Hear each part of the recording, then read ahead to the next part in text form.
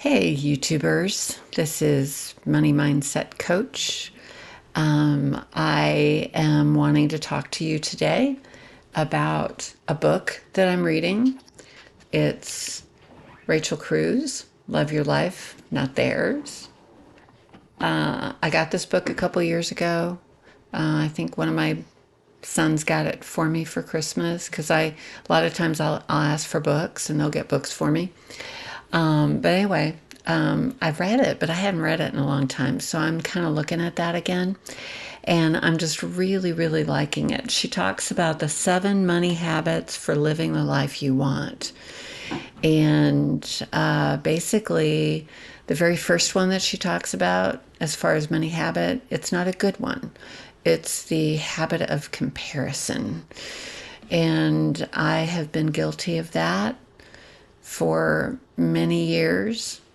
I think it got really bad when I was married and my kids got to be in middle school and high school. At that point in your life, that's where your kids are hanging out with other people, hanging out with other kids. They see what they have, they see where they live, the cars they drive. They start to notice those things. When kids are little and they're in elementary school, they don't notice those things. But once kids get into junior high and high school, they start noticing, they start knowing how much things cost. And so they will notice the differences. And my kids definitely did. And so you found yourself them coming home and saying, wow, you should have seen the car they had. You should have seen the shoes they were wearing. Stuff like that. And you either, you have to end up coming out, if they don't have shoes or a car like that, it's like you have to come out and say, well, we can't afford that. Well, then they can make you feel bad for not being able to afford it. Then you feel rotten because you don't make as much money as these people over here. And so it's a comparison. When you start seeing your kids comparing their friends to themselves, that's really, really hard. And then you feel the pressure of that. The other thing that I think would be really hard for me is the church parking lot. You go into a Target parking lot, you don't know any of the people that are parked in that parking lot. So if you're parked next to a really nice car, you can admire that nice car, but you don't know who owns it, and they don't know you. But you go into the church parking lot, everybody knows what everybody else drives.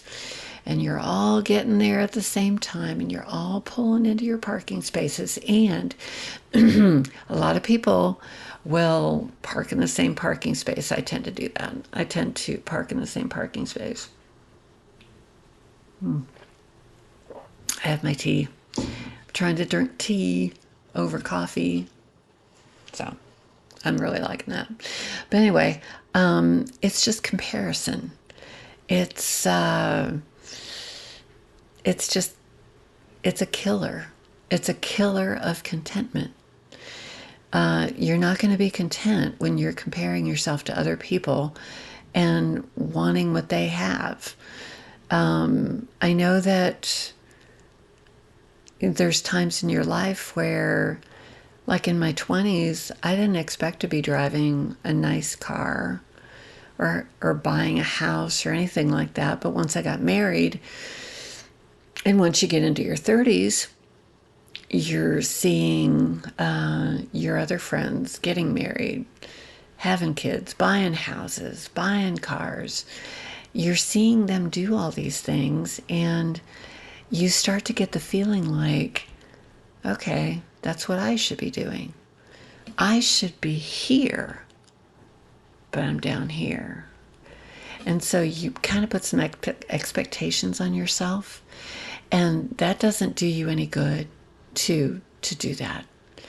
You have to be where you are at the time that you're there and not feel bad about not having what everybody else has. I think because I'm in my 60s now, and my kids are grown. I don't really compare myself to anybody. As far as material possessions, I don't even think about it. I have what I have. I am debt free except for my house. My house was a very reasonable price. I actually looked into that too because I used to be in real estate for a long time. And when you go to buy a house and you're trying to get approved for a mortgage, they will be approving you for 2.5 times what your annual income is. So, for instance, if you make 100,000, they're going to approve you for 250. That's a lot of house. And I actually did some calculations on that about yeah. Okay. If you buy a $250,000 house, 30-year loan, 7% interest, the calculated interest you would pay over that 30-year period is $348,772. Now, if you buy the same house, but you do a 15-year loan, which a 15-year loan is going to give you a 6% interest rate, so it's 1% less, which makes a difference. But the biggest thing that makes the biggest difference is the term. And if you go with a 15-year loan, your mortgage, your interest for that loan over the 15-year period is $94,247. You're talking a 30-year loan, 7%, $348,772 in interest. Interest. To a 15-year loan, 6% interest, 15 years, $94,247. That's a huge difference. Now, I do follow Dave Ramsey's system for the most part. When I bought this house, I did do a 30-year loan. I should have done a 15 because that's what he talks about. And just with what I was just talking about, big difference in how much interest you pay. Not last year, but the year before, the job that I had, I paid my mortgage down $10,000. And so you can get the 30-year loan, but then do bi-weekly payments, or you can just throw extra and just pay it off as fast as you can. So, that payment being lower because it's a 30-year loan, it makes it more doable on those months where it might be hard to make that payment, because your payment for a 15-year loan is going to be higher than your 30, which makes sense. You're going to pay more, but you're going to pay less overall in interest and for the price of the house. So you really can't beat doing it that way. But the other thing that I was talking about, when it comes to cars in the church parking lot, is we had the second minivan we got was a Mercury Villager. It had so many things on it. There were things that it had on it that we didn't even know what it did, and I don't think we ever knew.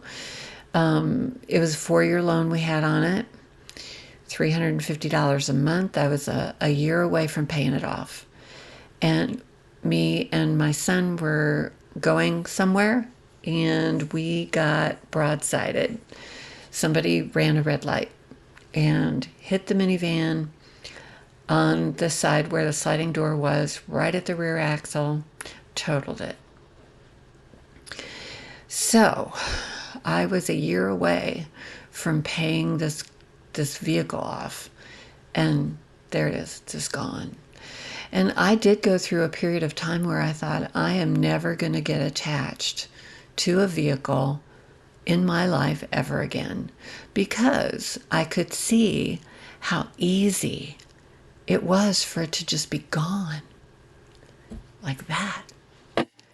And I thought, you know, life can change in an instant for the good and for bad. And this was the bad. So, in the midst of this, I had gotten a job. My kids were 7, 9, and 11. I was working in a hospital surgery department 20 miles away from my house.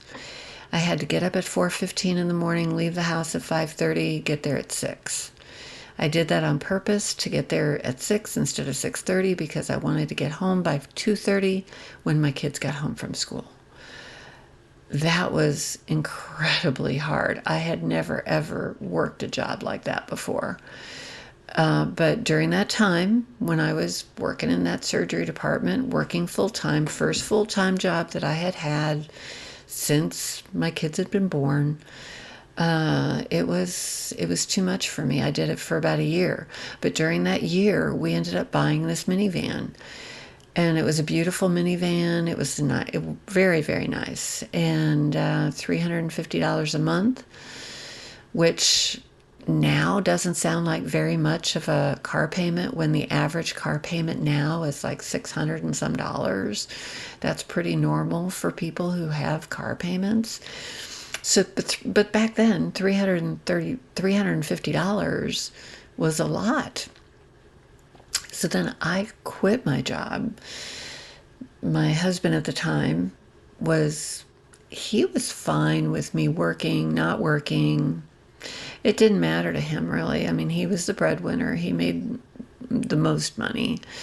And he was okay if I worked or if I didn't, if I wanted to or I didn't, if I had a dream job, whatever I wanted to do. He was great that way. And so I just couldn't do it anymore. I wasn't there when my kids got up. I wasn't making breakfast for them. I wasn't taking them to school. I didn't see them and they didn't see me. Monday through Friday for a year. I didn't like it. I would cry all the way to work. Now I loved my job. I really did love my job. I thoroughly enjoyed what I did there. I wasn't a nurse. I was the surgical secretary. I pulled the charts for the operations, and I did the surgery schedule for the next day.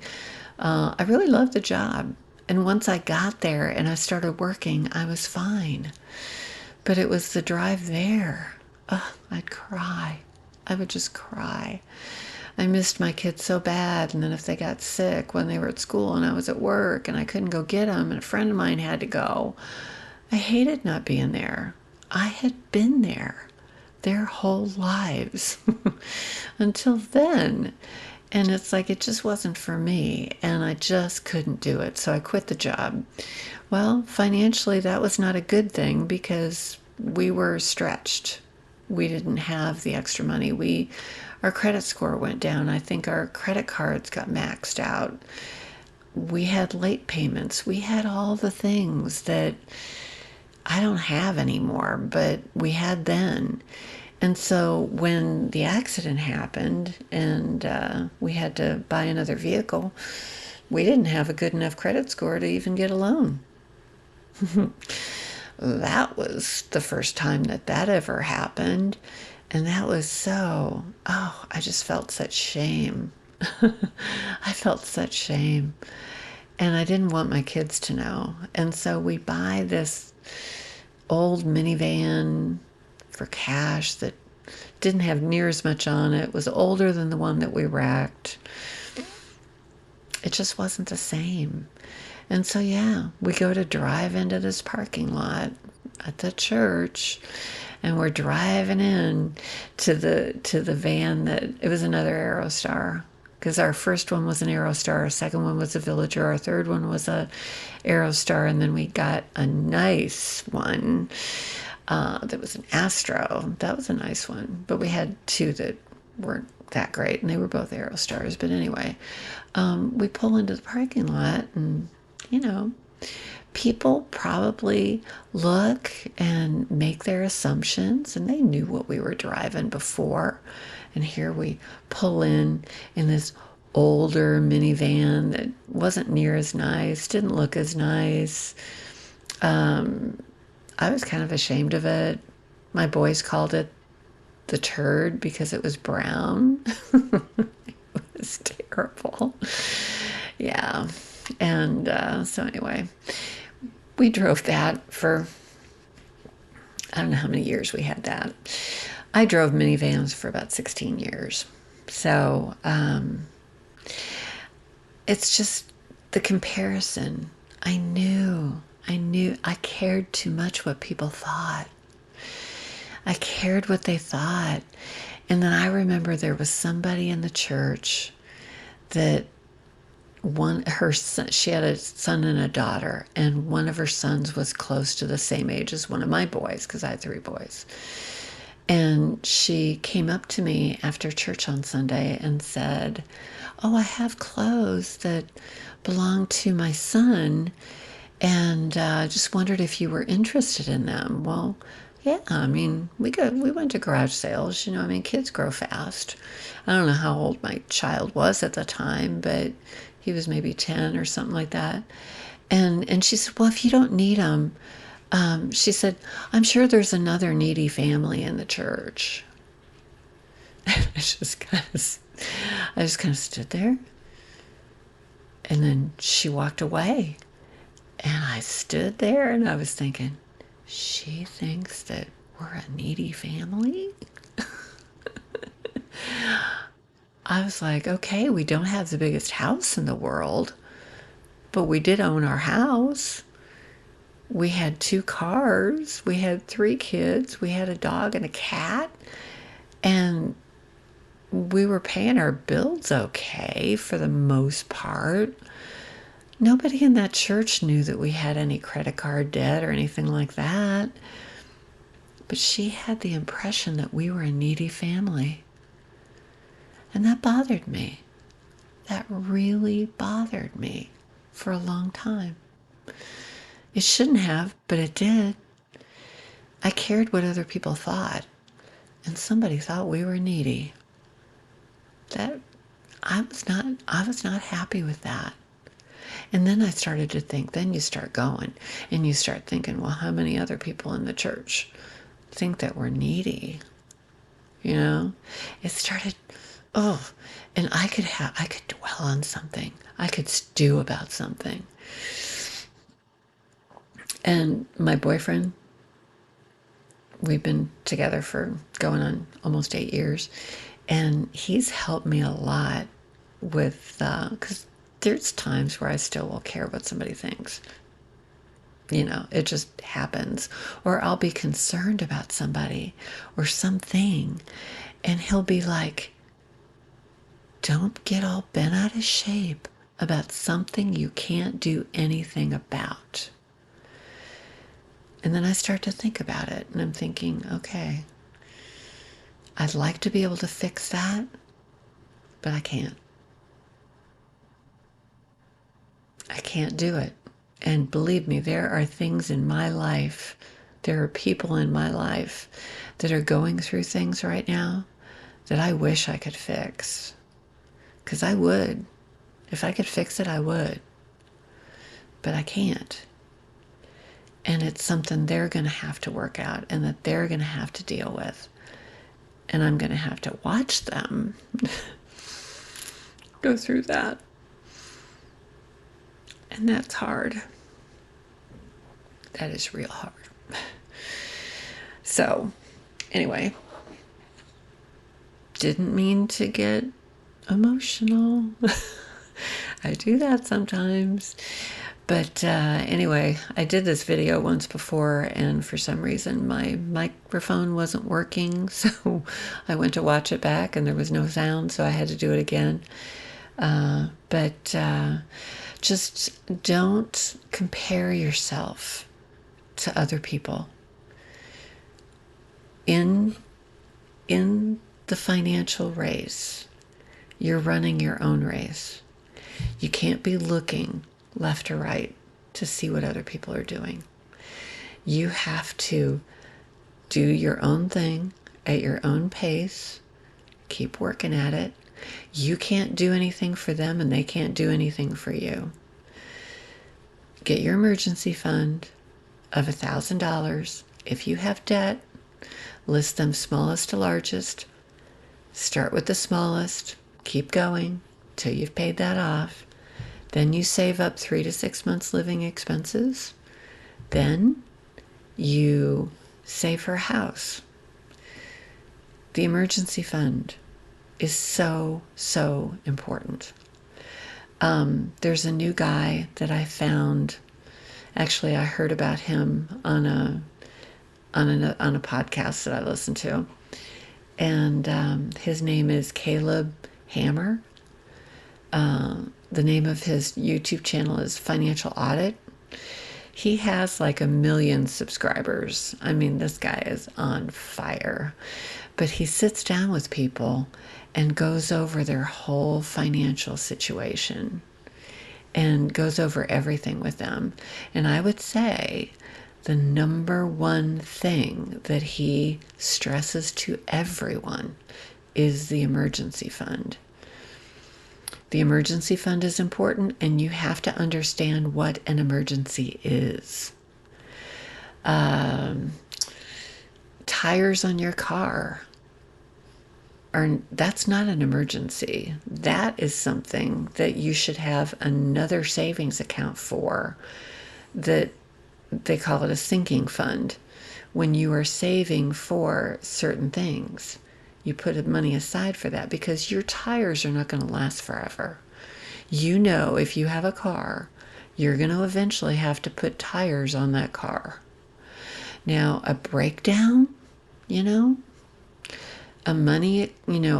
big expense on your car, yeah, that could be considered an emergency. If you don't have a separate savings, yeah, you're going to have to use your emergency fund, because you need your car to get to work.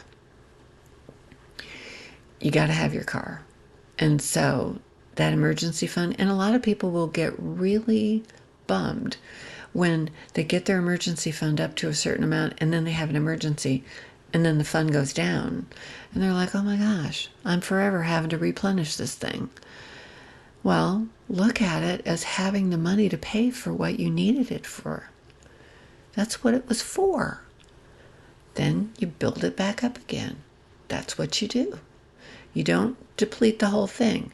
You build it back up. You have a certain amount that you have in there and you put it back. And that's what you start doing. You have to pay that emergency fund back if you use it. So then you have that money again if you need it again. Money, it's easy. It's really not rocket science to do this. I used to think that it was so hard, but it's not. It's really easy. Get that emergency fund. Pay off the debt. Buy your house the right way. Or if you have a house already, get it paid off. That's an incredible thing. And I am $51,000 away from having my house paid off. So I am looking forward to that. And the thing is, being in my 60s, I need to have a paid off house. I don't want to have a payment on it. I want to have money to do other things. So anyway, my point is, comparison is a killer of contentment. Contentment is worth everything. Comparison kills that. Do not compare yourself to other people. Run your own race, pay your debt off, get your emergency fund, and I will see you in the next video. If you like this video, please hit like. If you like the content well enough to subscribe, that would be wonderful. I am having such a good time doing these YouTube videos. I can't tell you how much fun it is to do this.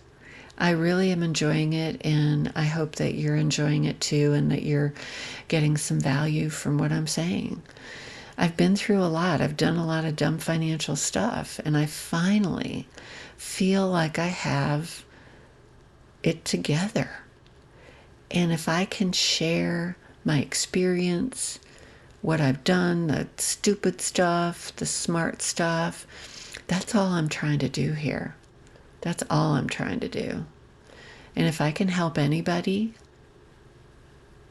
I would be happy to do it, and I'd be thrilled. So, if you want to comment, say, tell me how you have felt you've been comparing yourself to others, um, you know, or how you're content and why you're content. Spread that contentment. So next time, I will see you later. Use it up, wear it out, make it do without.